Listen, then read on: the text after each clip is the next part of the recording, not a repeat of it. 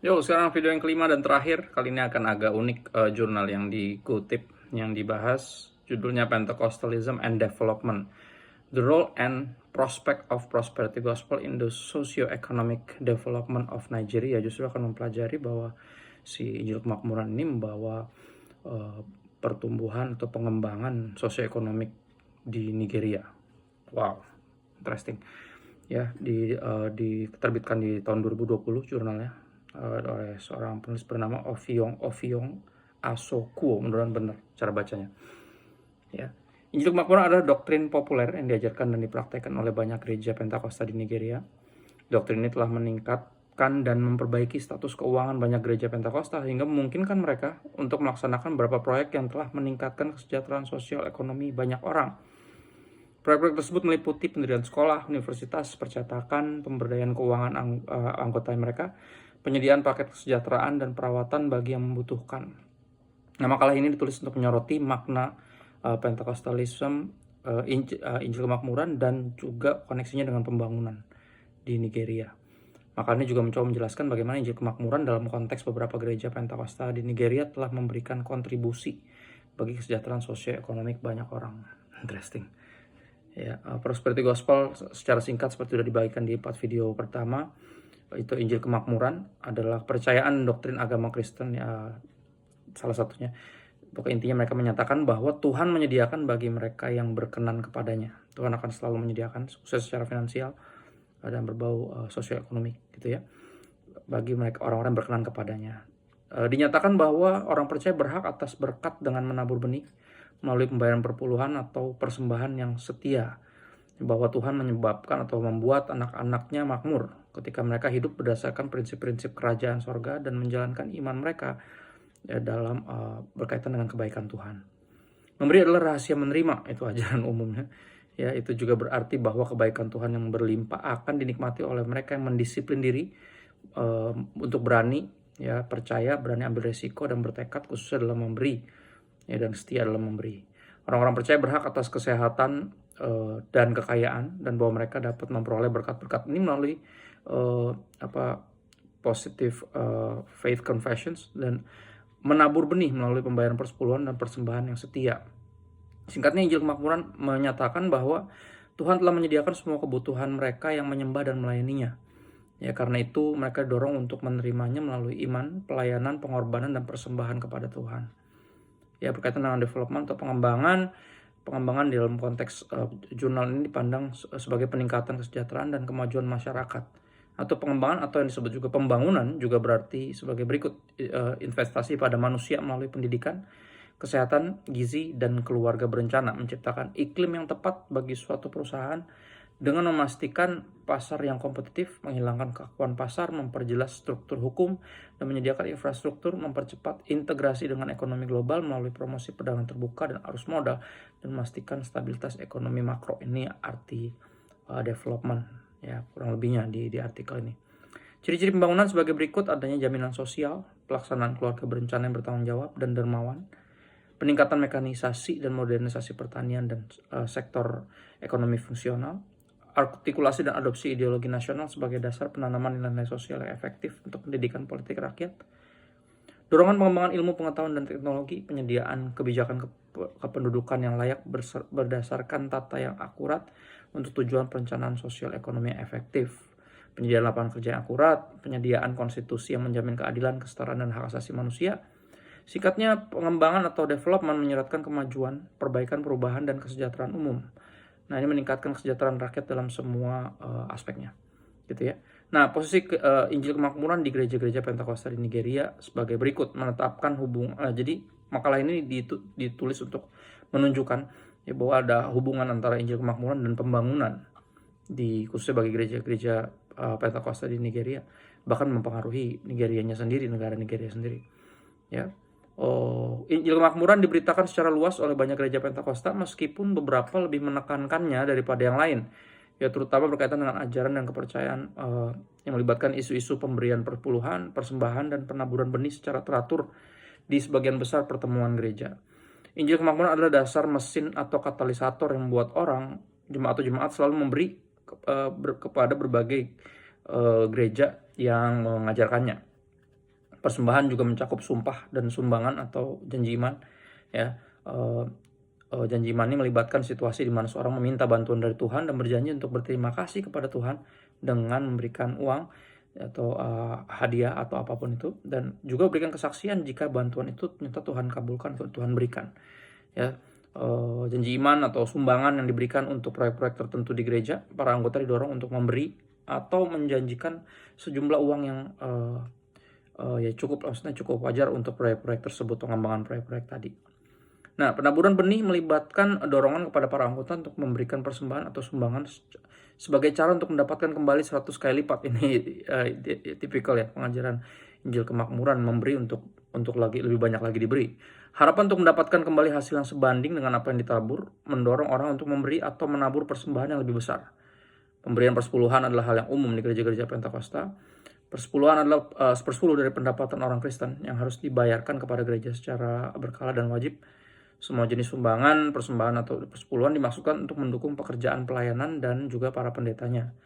Mereka membawa berkat kebaikan dan kemakmuran bagi mereka yang memberi, atau pemberian ini selalu dijanjikan seperti itu, lalu membawa kemakmuran bagi yang memberi.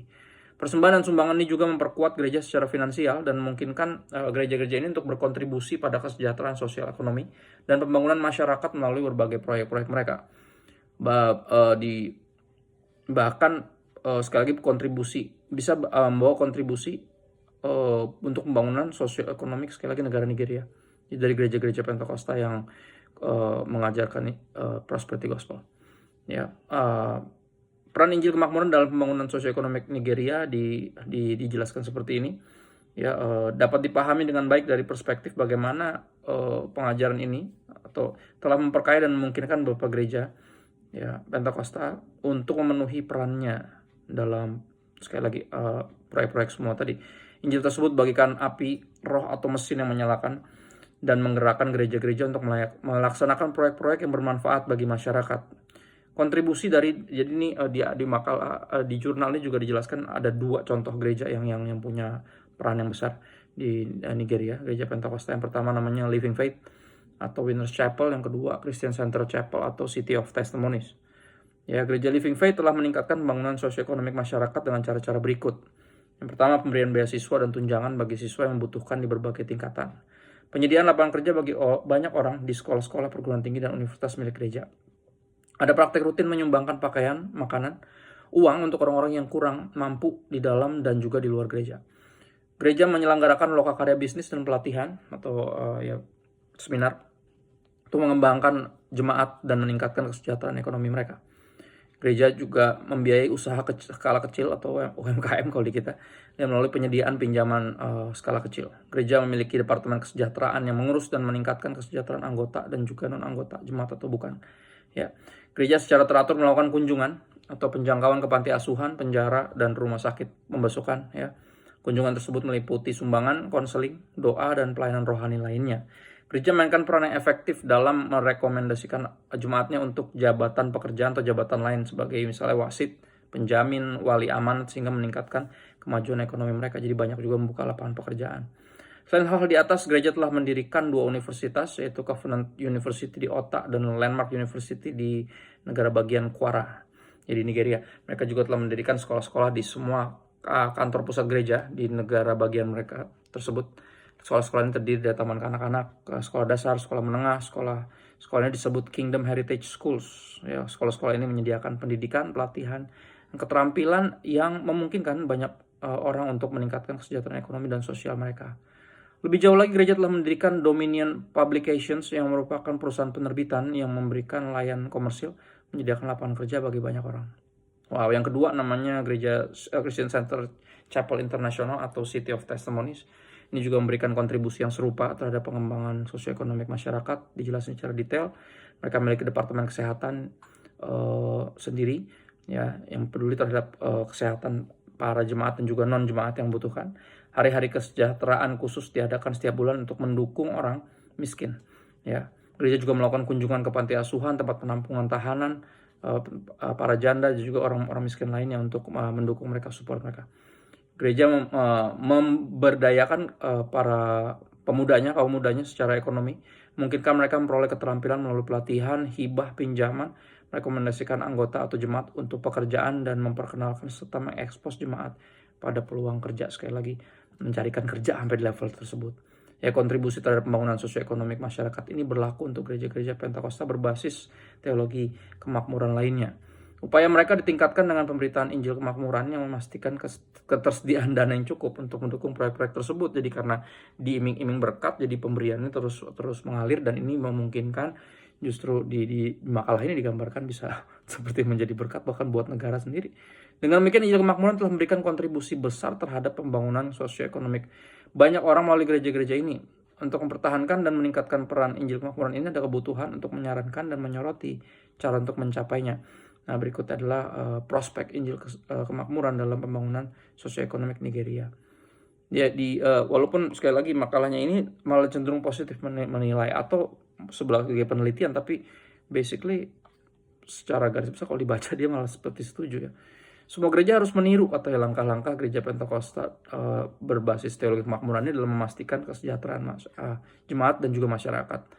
Ini akan sangat meningkatkan masyarakat dalam skala besar. Penerapan dan praktik 7 pilar Injil kemakmuran akan sangat meningkatkan kehidupan sosioekonomik masyarakat. Pilar-pilar tersebut adalah memberi, kerja jujur, perencanaan bijaksana, iman, menunggu, pengakuan positif atau positive faith confessions, dan juga bersyukur kepada Tuhan. Itu 7 pilarnya. Kemampuan persuasif dan meyakinkan daripada pengkhotbah Injil kemakmuran ini juga dapat digunakan untuk memobilisasi masyarakat menuju tujuan dan kebajikan positif lainnya seperti kesetiaan, patriotisme, cinta, dan kehidupan yang damai. Gereja harus dibimbing dengan benar untuk menginvestasikan sebagian pendapatan mereka dalam pembangunan sosioekonomik masyarakat ini. Ya, hal ini termasuk pendidikan, perawatan kesehatan, pusat perawatan khusus, dan juga pembiayaan bisnis. Ya, kesimpulan makalah ini telah menetapkan atau menjelaskan at least dalam beberapa bagian contoh nyata bahwa Injil kemakmuran telah memberikan kontribusi melalui gereja-gereja Pentakosta terhadap pembangunan sosioekonomi masyarakat. Hal ini dilakukan dengan meningkatkan keuangan gereja-gereja tersebut yang memungkinkan mereka untuk melaksanakan berbagai proyek dan mendukung banyak orang.